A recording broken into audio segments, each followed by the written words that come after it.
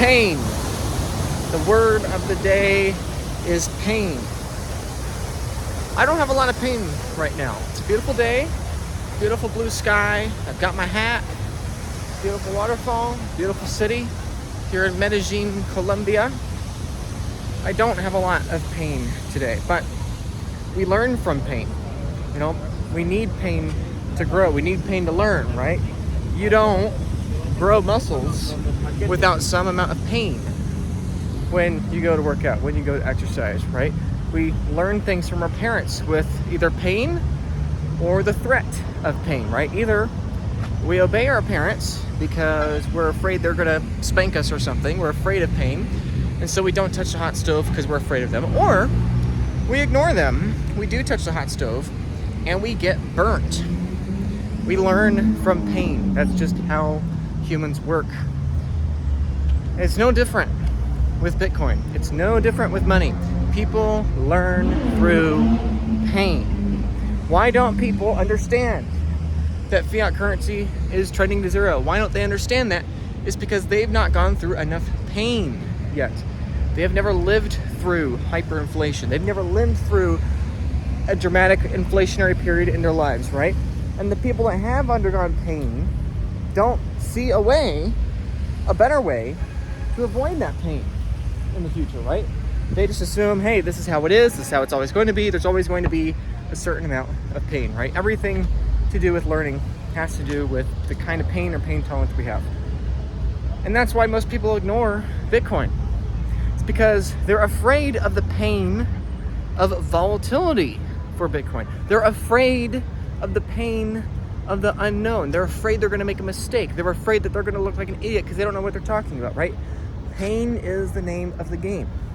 Most people don't learn about Bitcoin at all because of pain. Most people that have learned about Bitcoin aren't buying enough Bitcoin because they have not yet felt the pain of opportunity cost. And the people that understand the importance of opportunity cost and taking advantage of opportunities in front of you, those people maybe will sell at a higher Bitcoin price, right? Maybe they put in $100 and it turns into $1,000 and they think they're a genius because they made so much fiat money. Okay, good for them. But they've not yet felt the pain of having sold Bitcoin at a 10x and then undergoing the pain of realizing they could have had 1,000x, right? They just haven't gone through enough pain. And people that have been in Bitcoin longer than you should pay attention to, because they've gone through all kinds of pain that you don't have to. You're going to learn from pain one way or the other. Either you're going to feel the pain yourself and touch the stove yourself, or you're going to listen to your parents. You're going to heed the warnings from those that know more than you, from those that have been around longer than you, right? And you're going to avoid it for the avoidance of pain. There's no other way around it. Either you're going to touch the hot stove yourself, or you're going to listen to others that have touched a hot stove at some point in the past and learn anecdotally, indirectly, from the pain that they have gone through in their lives. And the same thing is true with Bitcoin. So what's going to happen? Well, I think Bitcoin price is going to go up a lot. Why? Because most people are ignoring it. They think, no way Bitcoin can go to $1 million. No way Bitcoin can go to $10 million, right? No way it keeps going up. Bitcoin will never hit $10,000. I mean, $100,000, $1 million, right? It'll never hit $1 million a coin. It just won't, right? That's impossible. That's such a large market cap. That's so much money. You need more money in the world, blah, blah, blah. But, oh yeah, right, I guess we do create more credit out of thin air. I guess that's kind of the whole point, right? New credit is going to be issued, and that's going to be used to buy Bitcoin. If we're talking in terms of pain here, let's say you're a monopolistic real estate land developer, and you want to buy up all of the land in a city. I want it all. How much? All of it. What am I going to do? What is the scenario of max pain? Maybe I force house prices down. Maybe I force building values to collapse. And when those values collapse, the owners of those buildings, they will sell. They will sell because they're in pain and they're terrified, right? Force the prices of everything to collapse, and then I'll win. But the problem is that that's a lot of pain, and the people are going to resist you because they don't want to feel that pain, right? If I'm the monetary god that can dictate what the property values of everything are going to be based on my ability to create credit or print more money, all that pain, all the pain those people are feeling is going to come back against me. they're going to come back and yell at me. So how do I get their property? Well, I have to get that prime property right there. I have to get it by not giving them tangible upfront pain. I have to give them intangible pain in the future that they can't yet touch yet. So what does that mean? That means I'm going to give them the opposite of what might make the most sense today. I'm going to force property values up. That's right. I'm going to make it more expensive to buy these buildings, even though I'm wanting to acquire that property. Because if I'm the monetary god, I can control the currency units which denominate that building. And so it's a little vice versa, right? How is it that I'm getting their property if I'm not only not inflicting pain upon them, but I'm actually making them happy? I'm going to make them so freaking happy. I'm going to convince them to sell that prime real estate. You're going to make so much money on your buildings. You're going to just be in so much green. You're going to sell the property. And then that's when I'll snatch it up. And guess what?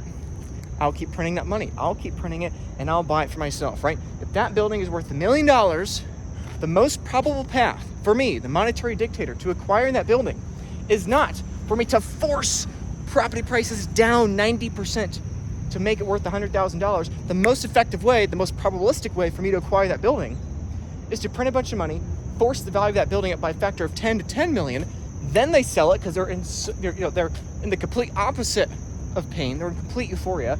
Then I print more money and then I buy it. And instead of inflicting upon them a 90% tangible amount of pain today, I'm instead, indirectly inflicted upon them the pain of opportunity cost. And in the end, I get what I want, which is the building. It's the same thing with Bitcoin. That's exactly what I think nation states are going to do. A lot of people say, oh, the government's going to attack Bitcoin. The government's going to ban Bitcoin. The government's going to censor Bitcoin. It's going to be so bad for Bitcoin. It's going to be all these horrible things.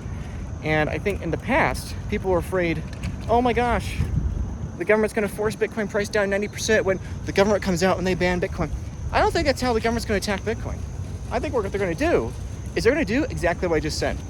The government is not going to attack Bitcoin by forcing the price of it down. The farther they force the price down, the more the people are able to buy. The farther you force property values down, the more land the people are able to buy. What you want to do is you want to get involved, force the price up, keep forcing the price up so people sell, because they're still measuring the world in terms of your fiat currency. You can print out of thin air. And then before you know it, you can just keep forcing the price up and you get it all, right? I think that's what's going to happen with Bitcoin. The government attack against Bitcoin is not pain directly today, it is indirect pain tomorrow.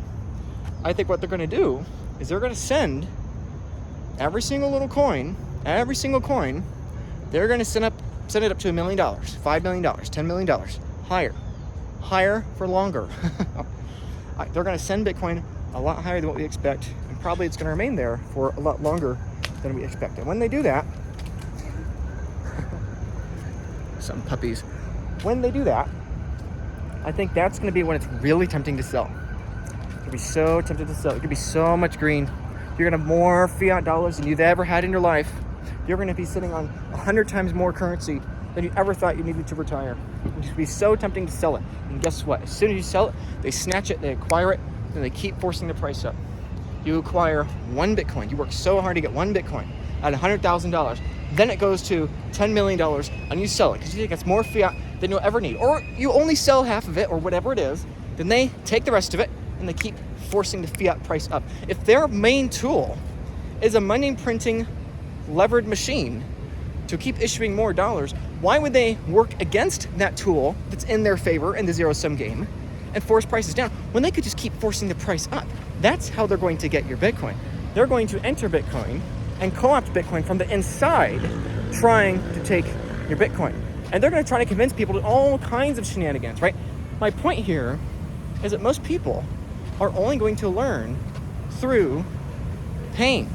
Most of you are only going to learn about the pain of selling your Bitcoin at all, or let alone too early, which at all is too early, right?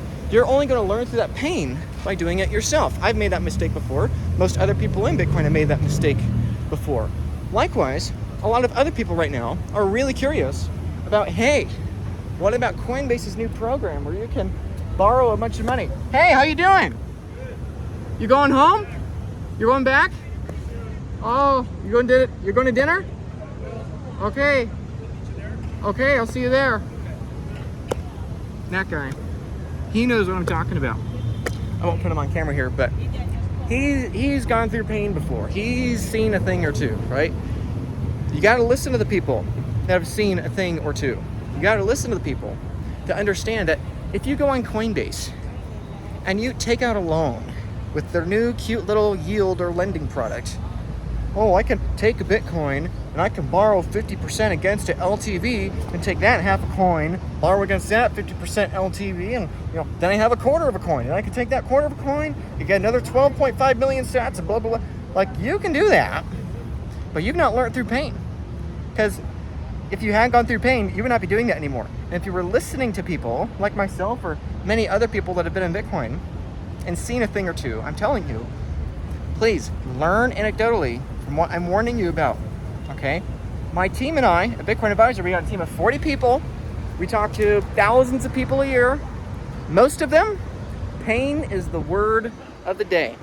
You do not want to call me telling me that you've just been served divorce papers and now your ex-spouse is trying to take all of your Bitcoin or half of your Bitcoin or whatever, right? You don't want to call me telling me, hey, I think a scammer just stole a third of my Bitcoin, right? You don't want to have that conversation, right? Most people reach out to me, not because they're proactive, not because they're thinking ahead. They reach out to me because they're in pain. And so my friendly warning to you is that most of you watching this are going to go through a tremendous amount of pain. Many of you are going to have pain from the tax man. Many of you are going to have pain realizing that you've just lost a large amount of Bitcoin. Many of you are going to have pain realizing and understanding the true pain and consequence of counterparty risk. Most of you watching this are going to have pain.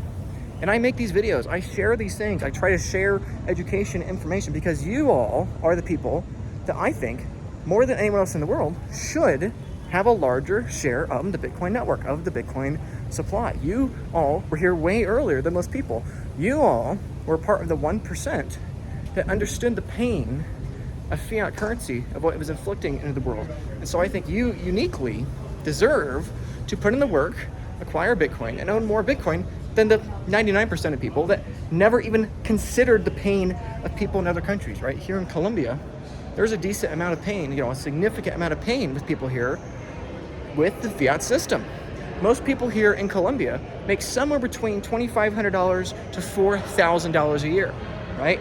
We just take this pain at face value. We ignore it as Americans. We ignore the pain we inflict on the rest of the world because, we don't really want to think about it. It's too painful to think about the pain that we are inflicting onto others. It's too uncomfortable. We want to ignore it. And so that's my encouragement. You can listen to me. You can hear my warnings.